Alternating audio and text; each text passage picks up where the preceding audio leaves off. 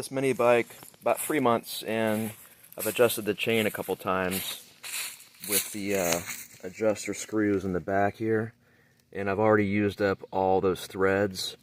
Now notice the motor can be shifted forward, so that's my next step.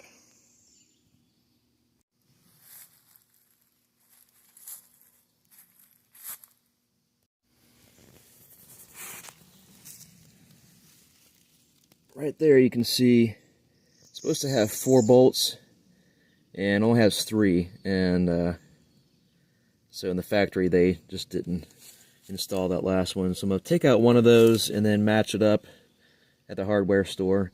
But you can see here where there's these tiny channels, and that shows me that it's adjustable. So I'm going to loosen those 3 right now, see how it is to shift the motor forward, and then replace one of those bolts there.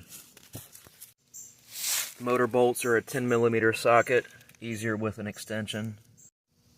There's one more bolt right here where it connects to the jack shaft mount. I was able to get a lawnmower blade in here and pry the engine forward. I was able to shift it maybe a 1/2 inch. That should do it.